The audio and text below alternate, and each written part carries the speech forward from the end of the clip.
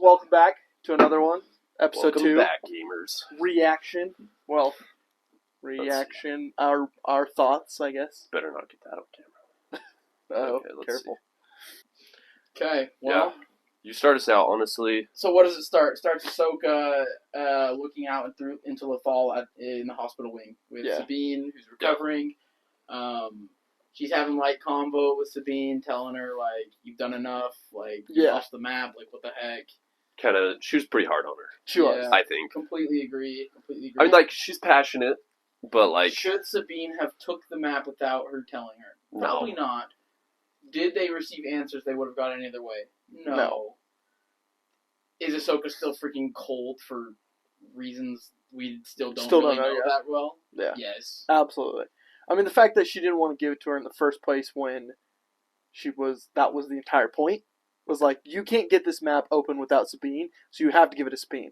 But you're not going to give it over to Sabine? What the heck? Like, what's the point, right? Oh. And so, yeah. Well, a little bit later after Ahsoka goes and, does her little detective stuff, figuring out what happened, recounting the scene, killing the HK droid, Sabine's having another conversation with Wang, which we can talk about in a little bit, where, she's like, would Ahsoka have even come back if, like, Hera didn't tell her? Like, does she actually even care? Yep. And Wang was like, doesn't matter, like, you should care, Like, take initiative. Yeah. No, I thought that was, definitely a cool part, so... I mean, that scene is incredible, by the way. Like, as it further goes on, we get to see another... The whole start to finish of Sabine in the hospital wing, right? Yeah. That's what we're talking about, right? Yeah. Well, like, and there's the fact when Hera comes in and starts being Mother Hera, right? Yeah.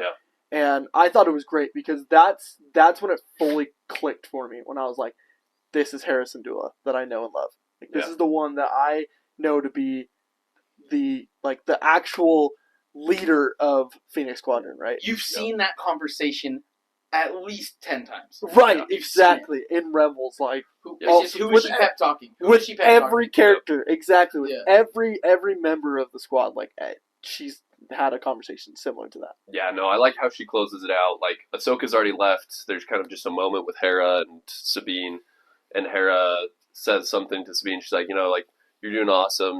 You're a good kid, all this stuff. And Sabine's like, oh, like, you should tell Ahsoka that. And Hera's just like, yeah, I do tell her that, but, like, she's not the one who needs to hear it right now. And it's like, that's Hera. Yeah. So, that was cool. Like, Hera knows Sabine needs something positive, We talked about it in episode 1 review, like, Sabine's, like, down on herself.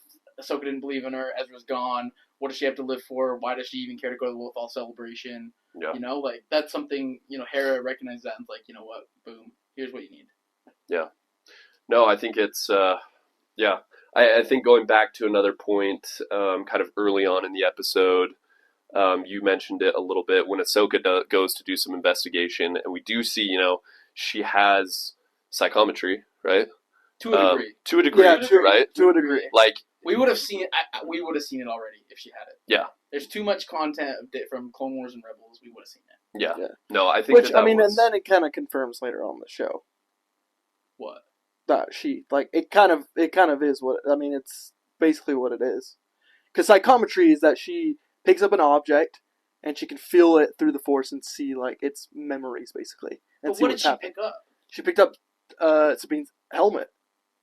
Ahsoka picks up Sabine's helmet? Yeah. Oh, you remember? I just watched it an hour ago and I already forgot. Well, no. But this happens later on in the show. This doesn't happen in episode 2. So, okay. Just interesting. Yeah, no, that's where I was a little bit confused, right? Because I'm like, you see her walking around the battlefield, and you can see that she's, like, experiencing it, right? But it's not like, Cal Kestis picks up the guitar. I'm blanking on his name now from Clone Wars. Quinlan Voss. Quinlan Voss, right? When he's, like, touching the wall and he can, like, see everything, right? Yeah. Like, a little bit different, but, like, she has some aspect of that, which, again, like, was interesting to me because we haven't seen that from Ahsoka in any other thing up to this point. Yes, but my rebuttal to that is, like, what about season 5 finale when her and Anakin are just doing detective work, trying to figure out who bombed the Jedi Temple, who's framing Ahsoka, how are they're gonna get to the bottom of it? He's gonna go figure out Ventress, what the frick's she doing, or like, Ahsoka's gonna do what she needs to do to not be framed. That's a good point because she does have, like, visions, and she's like, what's happening? Why am I seeing these things. That is cool. Here's another counter. That's a good point. Season 2 of Rebels, when Vader, it's the beginning, first 2 episodes of Season 2, Vader's, destroying the entire Rebel fleet. Yeah. She can sense each other. They obviously have that Force connection where you can, sense. But Yeah. I felt like her and Kanan together trying to, figure out who it is, that seemed like a little over the top, more towards the psychometry, regardless of her not touching the physical object. It was like an overpowering thing with the Force. So I can see that as well. Yeah. That's detective work to a degree too, right? Yeah. Right. I mean, and with that though, I would probably put in my rebuttal to that as it was more of just her reaching out through the Force, and then kind of Kanan boosting that, helping her, and then her feeling something super familiar, and her being like, the only time I felt this is with my master. Yeah. Right. Yeah, because it's not 100% confirmed until she's in the Jedi Temple on Lothal, right? That She's it is like Vader, right? right, That yeah, Anakin's goes, Vader, right? I thought it was. She knows. I thought it was you. She knows, but it's not until that point that it's 100% confirmed. Yeah. You know, Never mind. and she accepts that, right? Yeah. But I mean, moving forward to some other parts, what happens next? Yeah. So Hugh Wang. Let's go back to the conversation. So Ahsoka leaves again after getting the head. Yeah, the that was kind of cool head though. of the droid, She totally knew it was it was there. No one would know. You just see HK droid in the root, on the ceiling, and then all of a sudden, she kind of looks at it and then totally just takes that one swell move. They find out Corellia. Yeah, the helmet. They find out Corellia. The droid came from Corellia, and then Ahsoka's like, "No, you need to heal Dibs." Just doesn't even give her a chance to Yeah. She's like, "You're gone. I'm gone." Yeah, which ends up being really important because her and Hera get to Corellia just in the nick of time, but still, it's cold. She's your former apprentice. You're friends. You fought in the rebellion together. You don't just walk out on this chick. Right. So clearly, there's just more to their past, right? That they had some crazy falling out, but then Hugh Wang. That's when he's talking to Sabine, and he's like, "Well, have you been keeping up on your training?" And she's like, "No. Can't you tell? I just got stabbed." Yeah. And he's like, "Well, of all the 500 years of Jedi training that I've seen, you have literally the lowest connection to the Force of it. Literally the lowest." He's like, "You're the worst." Which gives you the hint. It's maybe maybe there is, maybe there isn't. Maybe she's not really a real Jedi. She's just trying to hone in the Force that resides in every living being, right? Yeah. Right. And so I respect that in the sense that she's trying to gain some structure in her life and, join Ahsoka and complete missions and stuff. But, and she's got the weapon. She's trained with Kanan in Season 3 Rebels how to use a saber. Yeah. Now she's using Ezra's because he believes in her to fulfill whatever he needs her to fulfill, right? Basically gave her his lightsaber. Yeah. Was like, this is yours now. And it makes you think Ezra had a hunch, right? Ezra knew something, right? Yeah. In the Force. But, yeah, it's cool to hear Yu Wang be like, you're literally the bottom of the bottom. Yeah. And here you are still, you're here right now. You could have still, after this, just I don't care anymore still, Yeah. No, totally. I think before we get to Corellia, there's a brief scene, right? Balin and Shin have the map now. Mm-hmm. They go to a planet called Cetos. Right? The Denab system. Yeah, I think Which is that planet was a dub for Star Wars. I agree. Like we talked about in episode 1, we have gotten a million Tatooine reboots, right? Desert planet. Jakku, Jeddah, desert planet after desert planet. I personally like Jeddah. I did. And Jedi Survivor helped. Jedi Survivor helped. But I did like Jeddah. Rogue One, I'm a fan. Yeah. So, there are definitely, aspects of those, right? But the fact that we got something new, Cetos was cool. You have kind of this ancient, rocky, stuff. The, red leaf trees was cool. The ocean.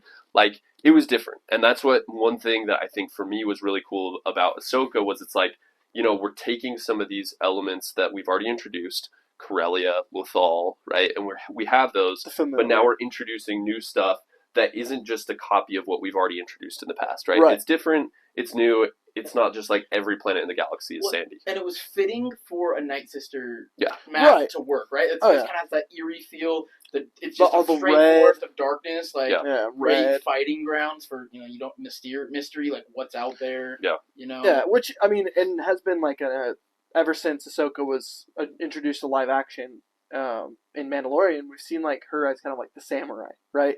And that when they're in the forest and stuff, when you kind of look at the forest, it kind of just gives you that I mean, Japan has all of those multicolored trees and all that stuff. And it kind of gave you that more samurai vibe where it's ooh, this is a great place for a fight. It's a great place for a battle, And so it kind of fit the theme that she's kind of been giving, which is like Ahsoka is a Ronin, right? Like she's without a master, she's a samurai without a master, and she's kind of just trying to figure it out on her own. And we've seen that like with her fight with Morgan Elsbeth. That was awesome. Like she was using very much like very samurai tactics and moves and stuff, and so super cool. No, I thought that planet was awesome. Awesome. Which again brings us to the next part, which is Corellia, right? So Hera and Ahsoka, they decided they're like, yo, we've been able to find, they use the droid head to go to Corellia, and there we get our a shot of, the Phantom, right? Which looks great in live action. Great. We get to see our boy Chopper is back, Awesome. ready to commit some war crimes. We love it. That one other droid that I can't stand, still don't remember his name from the last episode. Was he in that one? AP5? AP5? He's not in live action. You sure? Because there is a droid that looks like There's AP5. there's an AP unit, but I don't think it's AP5. Okay, because that was my question. Give him dialogue, bro. No, it we wasn't. need dialogue to confirm it's AP5 before It I'm was just an about to give AP that. unit. I think it was the same unit. Like it almost looked like a repurposed medical droid. Okay, I think because that's what it was. so when they're on the dock. But I remember what you're talking about. Yeah, when they're on the dock and they're talking with the corrupt, Empire guy, whatever. They're like chatting about some stuff, going over some reports, and there is an AP unit that's with it. Like they're like checking off a list. I thought that it was AP5, but you're right. If it was, they probably would have given him dialogue. They had to. They So- would have had to. And he's probably, hopefully, miles and miles away or destroyed. We don't know. I hope he's destroyed. Personally, what was the one episode of Rebels? It's called like the Forgotten Droids. Where Yeah. It's Chopper and AP5 that just steal a Star Destroyer or whatever. Yeah, like that's a some tough light one. cruiser. That's a tough one for me. Yeah. Anyway, so what do you guys think about that scene? As far as we get to see the Phantom 2, Chopper, all of that. Are we talking about the scene from start to finish where they tour, get all the information, and Yeah. all the way up to like tracking the ship? Sure. Or wherever you guys want to take it from there.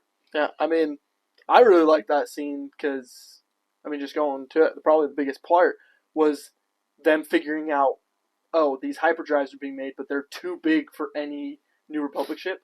So they're like, what the heck, why are these coming? And then all of the Imperial insurgents who are still on, like, Imperial just go scream for the Empire and attack, right, and fire.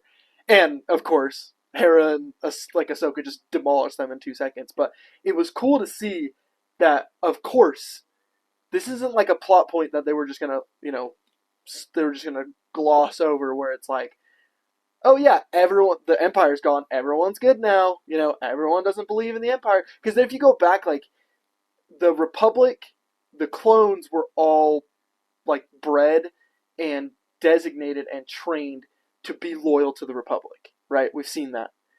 But the Empire, the reason why they got rid of the clones, the reason why they didn't do any more cloning operations, was because they wanted loyalty. They wanted people to come in and become, like, they wanted them to be part of the Empire. That's why you had all these propaganda where it's like, come join the Empire, come be part of the Empire, and all that stuff. And so, of course, the people that are behind the Empire are going to be loyal to the Empire. And when they destroy it, it's not going to be an easy, like, I guess I'm going to switch over now. It's like you're going to have remnants of people coming in and being like, I'm still, like, I still believe in the Empire, and I still believe it. Look at Bad Batch. Rex did the same thing. Right. Yeah, just for the good side, right? Right. Yeah. No, I think. Sorry, I knew that would trigger Lucas. Hey, good soldiers follow orders, right? From the point of view of the Republic, the good side. Yeah. Hey. No, I think it's I think there's a lot of really important dialogue to there that develops this idea of the dude who's showing around Hera and Ahsoka. He says the Empire didn't turn into the New Republic overnight, and he said a lot of people, like, they're just in it for whoever pays them, right? If the Empire pays them, then they're good, right? If the Empire becomes the New Republic, Empire New Republic, who's paying me, right? Because, like, I'm just a ship worker on Corellia, right? Is Morgan Elsbeth paying for my house and whatever? Like, cool. Like, I don't care who's ruling the galaxy. And I think, like, that's a great explanation for, there are these, like, massive galactic politics that are taking place in these shifts of power.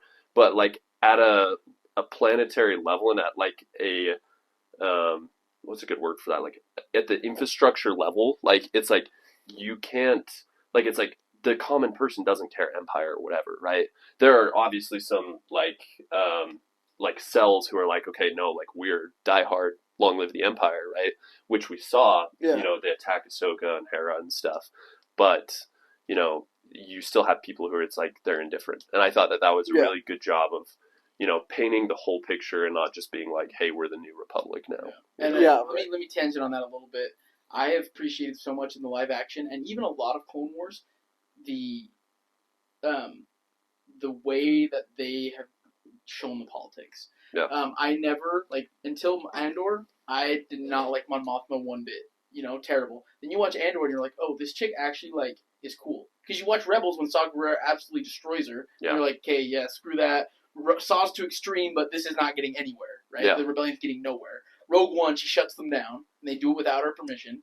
And then Andor, it's like, oh, look what she's actually doing. Why did she do that? Why? You see the why. You see that she is constantly working. Yep. And in some of my favorite political she's putting on a mask every single time she goes to the Senate, right? Yeah. That's awesome. Well, and then in Clone Wars, when Ahsoka goes and teaches the kids about how to stand up for injustice and how to prove crime and that's that's a political episode. Yeah. A lot of the politics episodes they kind of suck. I'm not gonna lie. What they've been doing with this whole discussion that Hera and Ahsoka have with this guy on the planet. It's we don't care. We let you guys deal with politics. I just care about money. Yeah. Right. Or what's Mon Mothma actually doing? To undermine the Empire. These cool developments that we're seeing now compared to what we originally got. That was oh, Padme's gonna get assassinated, or Padme's cheating on Anakin with Clovis, or whatever. yeah. There were cool things that came out of those, but it wasn't because of the politics. Right. And now it's oh, look at the structure of the New Republic. And in Bad Batch, look how they changed to the Empire. Look how the New Republic became the New Republic from the rebellion. The rebellion. And it's a process, and seeing the growth. Yeah, of some growing of those characters too. Yeah, it's really cool, and we'll talk about it more later on in the series with Hera being using full range of her abilities as a general. Yeah. I mean, you see it in the episode. She's like, "I'm a general. Authorize it." Yeah, right. And they're it's oh, no, they're about to get exploited. Totally. Yeah, no, I think Hera does a good job of kind of pulling rank when she needs to. Yeah. When they pull up and he's like, sorry, I don't got time for this. And she's like, well, maybe I should make my inspection a little bit more thorough. And he's like, all right, come on in. And then, with the whole authorization in the end, I think she does a good job. Again, we'll discuss the politics more towards the end. Some of the politics start holding Hera back a little bit, which, you hate to see, especially because she has so much free reign as part of the rebellion before they have that organized republic, right? Yeah. But moving forward, I guess, with the episode, after that point, they say, hey, we got there's the droid that's like, hey, I saw one of those assassin droids. It's actually on that ship that's leaving right now, right? And Ahsoka's like, boom, I'm gone. Jumps out the window. Yeah. I thought that was sick. I'm like, boom, straight out of Clone Wars, Rebels, whatever. And then there's the Ahsoka Merrick fight down on the platform, and then we have the pursuit with Hera and Chopper. Great combat. Great. Merrick's still a mystery at this point, right? Yeah. It's he looks like an Inquisitor. Yeah. But he's loyal to Baylan. Acts like an Inquisitor. Acts like an Inquisitor, Force sensitive. Yeah. It's acted by, it's literally Sam Witwer. The guy that voices Starkiller and Maul. Yeah. All that stuff. It's literally... Galen, so there was all that media that was like, oh, it's totally Starkiller. Which that would have been awesome. Yeah. Now, but anyways, great fight, great. All that. Which again was a mystery, and we'll discuss this as we go through more of the episodes. But everyone's like, who is this guy? Who is Merrick? Is he this random no-name Inquisitor that we don't know? Is he one of the ones is he a no-name? Is he one of the one of the brothers, one of the sisters we don't know? And then it's I was honestly hoping, because I was like, this is the only route that I see for her, but I hoping it was Barriss Offee, so we could see her again. That could have been cool. Barriss would have been sweet. Be like, oh, this would be kind of crazy to have Ahsoka and Barriss go after each other again. That'd be insane. But yeah, it was just interesting. And also that part where it's all the smoke, and you see Ahsoka just they're blasting off in the ship, and he throws his lightsaber and he jumps onto the ship, and Ahsoka comes out through the smoke, and then the lightsaber just goes, and she just dodges it as it's come through. That was clean. So cold. That was so clean.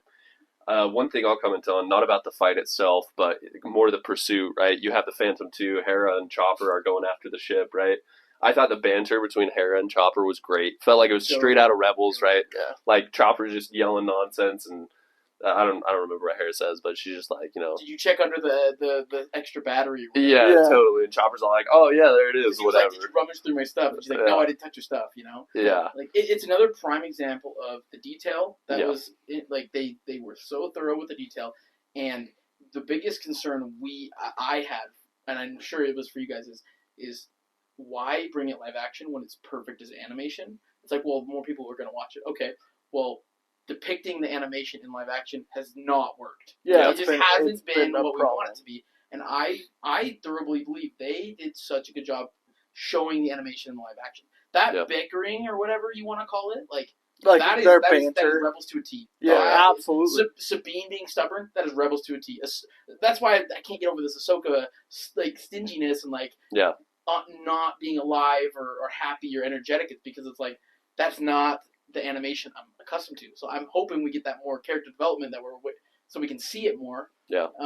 Who she truly is, because I think Dave's just killing it with bringing in this show specifically the live animation into the live action. Agreed. Yeah. No, I thought that was great.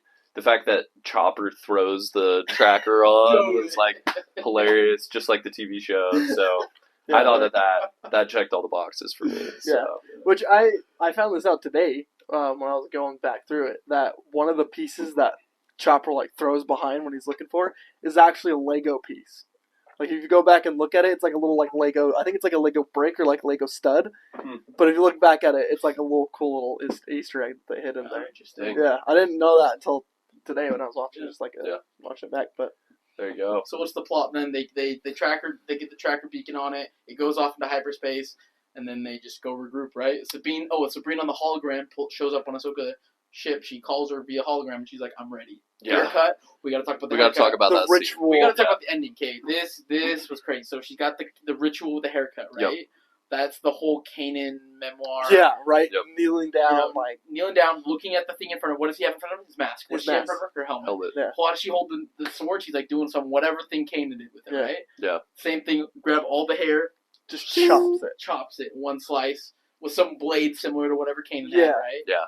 Puts on her armor. When she pulls out her armor, bro, all the pieces together, formed. Yeah. Well, no, and she's got all the same pieces, right? Like it's been adjusted, right? She's got some new designs, which we can talk about and all that, but down to the detail of she has the same gauntlets that Fen Rao gave her in Rebels, with the same designs.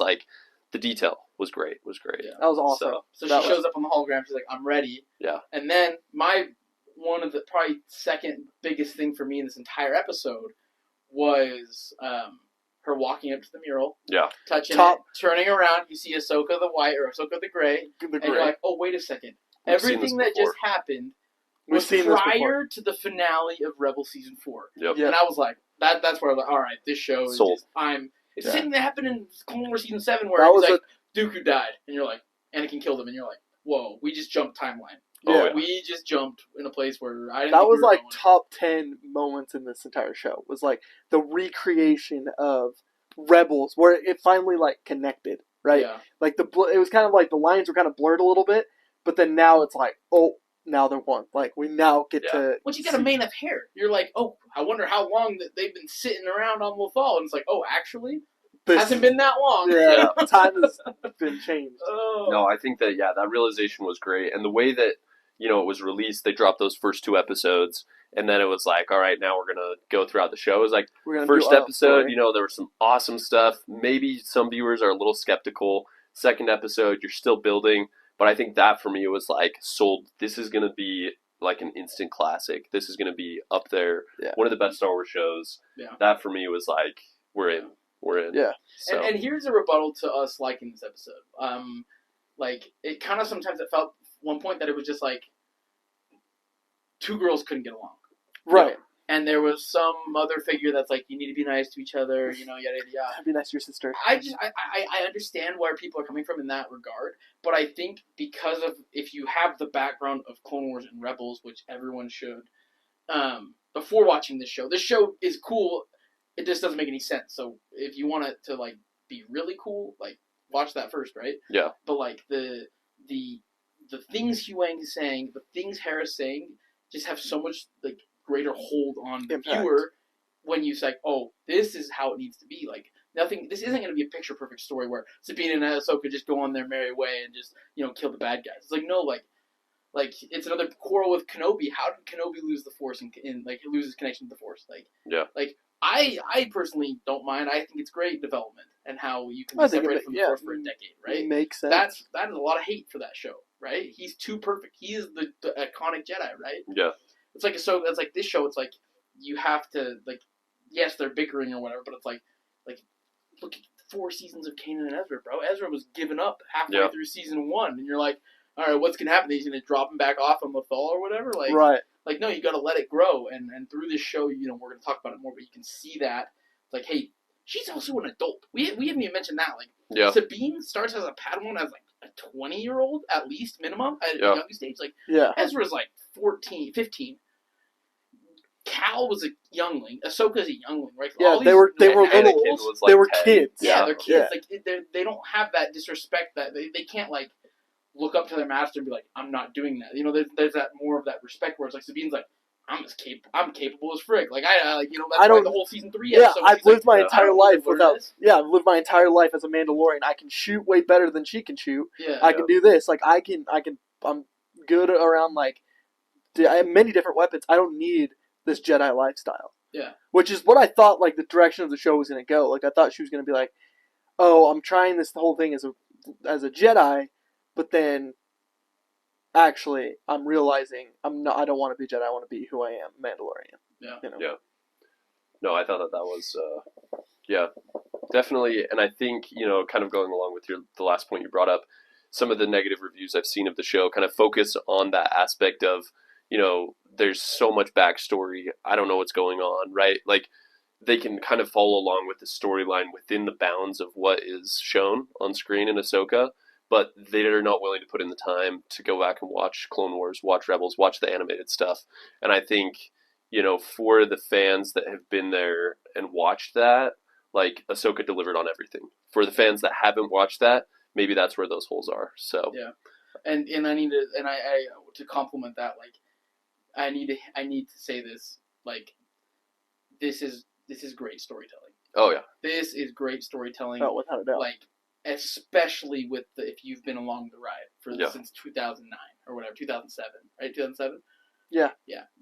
The storytelling is crazy, and now we keep missing a gap. There's always a gap, right? Clone Wars, we get all the way through season 5, then they add season 6, and it's like, okay, Ahsoka leaves. What next? That's the gap. She didn't die. We know from what we can tell at that point, we know she's not around in the movies. Something happens, right? Then we get Rebels, and it's like, okay, this whole new family of characters that we grow to love. And then it's like, okay, so in between that time, some books come out, and it's like, okay, what the heck is the Siege of Mandalore? What the heck is that? What big thing happens with Mandalore? And we get all this Rebels content, and it's like, okay, this is a cool little extra thing, whatever. You go back to Mandalore, and you're like, oh, look at all this crazy stuff that happened in 2020. It's like arguably the best Star Wars content of all time, that final arc of Season 7 of Clone Wars. Yeah.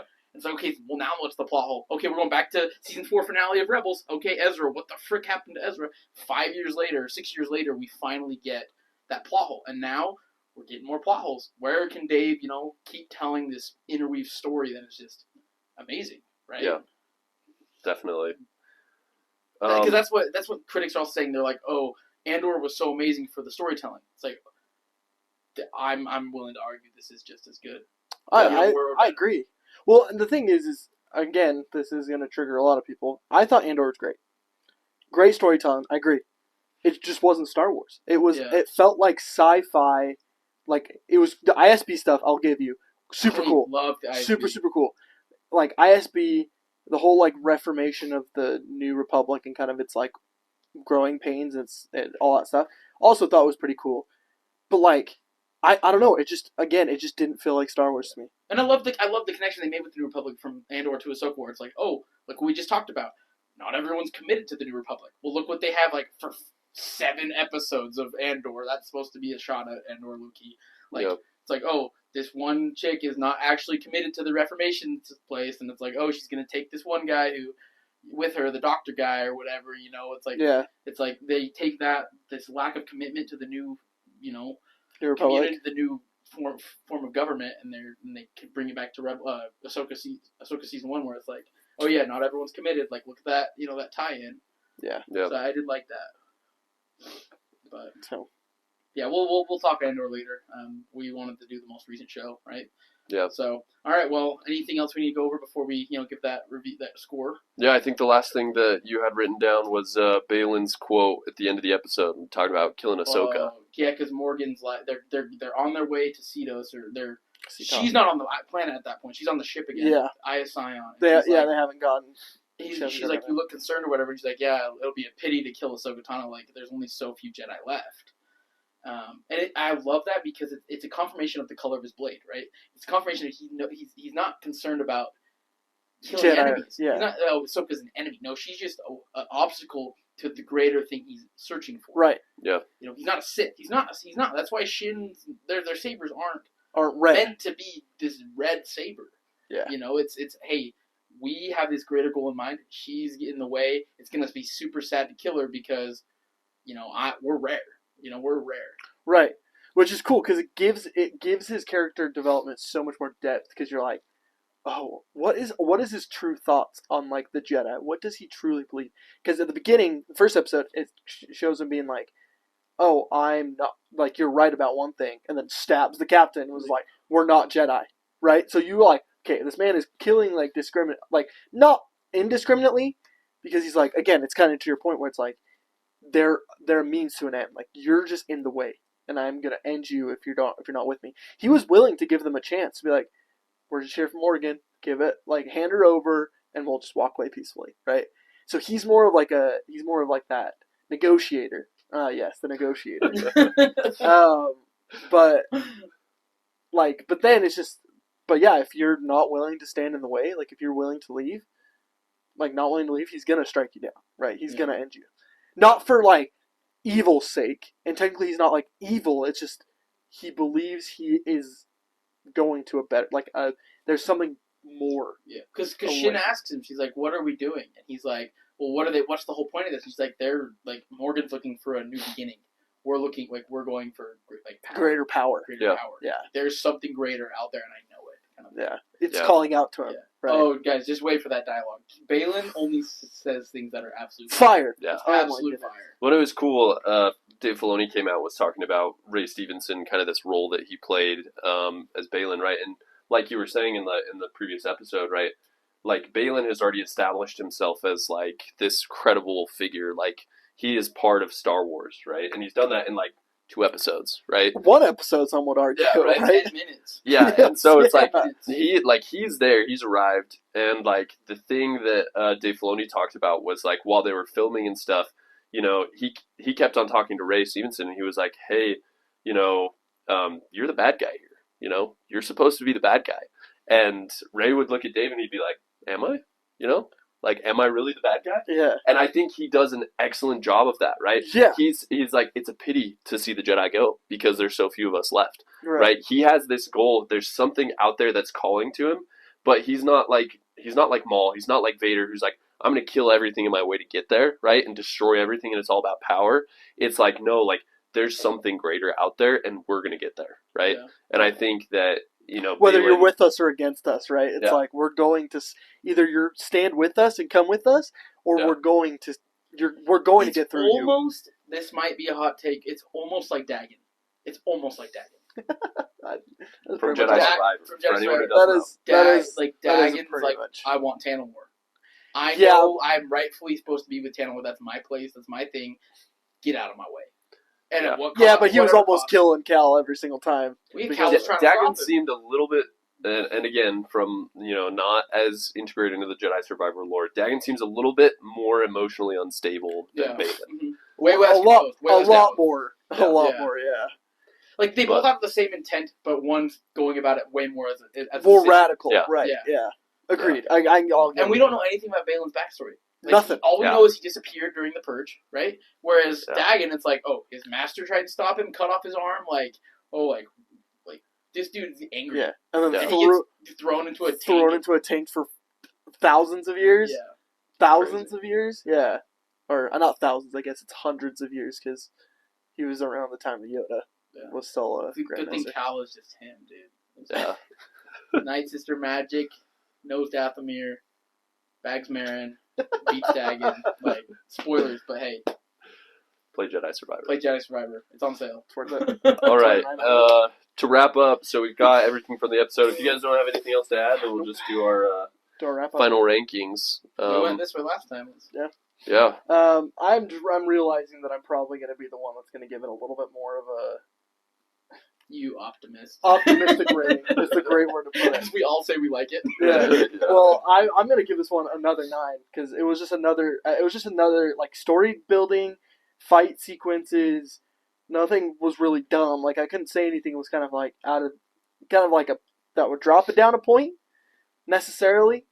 But I just I'm just waiting. It's the reason why I got a 9 is because I feel like it can step up. There's like more episodes that will step up, and of course, but it's also another story that I'm like, okay, give me to the next one. Like, please be Wednesday today, right, or Tuesday night today. Yeah. Well, here's my question to you then: is if the first episode had 2 points of concern for you, but this episode had none, but they're the same, was this one just like just better that made up? Like, was the first one had more better content to propel it to 9 versus this one? It was kind of like it unlocked the nostalgia in me. I felt like I was getting a good story rather than, the other live action shows that have kind of like, I mean, other than Mandalorian season 1, which I was like, oh yeah, this is actually like really good Star Wars content. Yeah. Definitely below what we've seen with Ahsoka.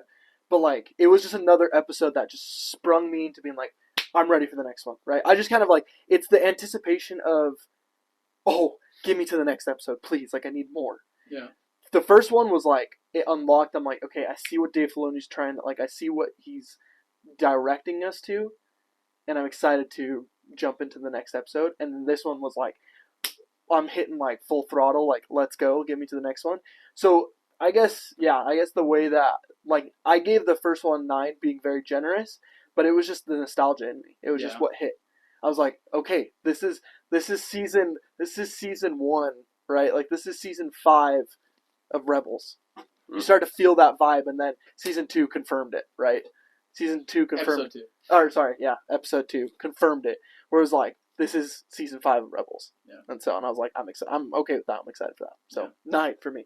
Yeah, I'd have to go with this one 7.5. Rated, the last one 7 out of 10. I think I probably enjoyed. Like, there were great parts in episode 2, obviously. I think as a whole, I might have liked the first episode more. But I think the ending with the mural and with tying everything in, and really, I think that springboards it for me and just makes it, slightly beats out episode 1. I think the resolution, the mural, now we're on this journey. We've seen kind of the time jump. Now we're here. I think that just kind of puts it a little bit above the other one in my opinion. I think there's still way, way, way better episodes that come. Oh, yeah. So I think for me, I'd go 7.5. Yeah. I'm going 8, and the reason I'm going 8 is because it's a fake build-up.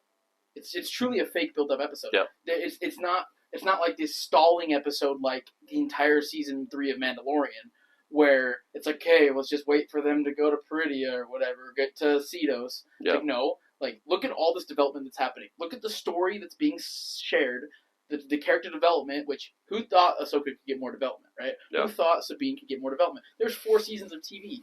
It's like, oh, no. There's way more, and we're telling the story. And then what you said, the whole, oh wait, this actually happened before season 4 ending of Rebels? Okay, like that all combined, plus not having low moments like Sabrezra potentially not being a thing, and the stab being controversial, like I think it has to be above. But yeah, I love in episode 1 though, the nostalgia of like, oh, Ryder Azadi, Jaikel, Lothal, and all these things hit you immediately, and you're like, oh my gosh, this is freaking amazing. Yeah. I think that's what kept it at 7.5, whereas this one expanded on it, and you get to see way more of that, and just carries it on more in epic fashion. And that's why I'm keeping it at the 8. Good. Yeah.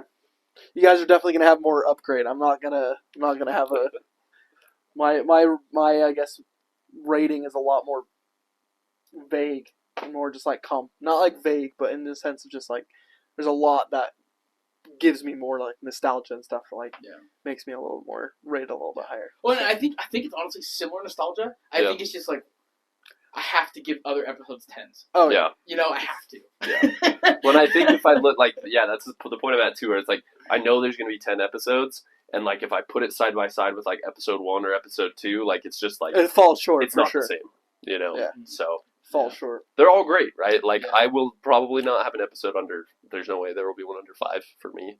So... Yeah, I think the lowest I'm going to go is 6.5. Yeah. You know? So, we'll see. But there's some episodes that are just going to be 10s, and that's not debatable. Yeah. Just joking. I'm just glad we just got a live-action show that's, like, super rewatchable, you know? Yeah. I've been waiting for another show that I can just rewatch. Yep. I can just press play, and I just hear it, and I'm like, oh yeah, this is what I love. You know, this is what I know. Yep. So, well, all right. Well, next time, episode 3. Yeah. Yeah. Thanks for All right. watching. May the force be with you. Always.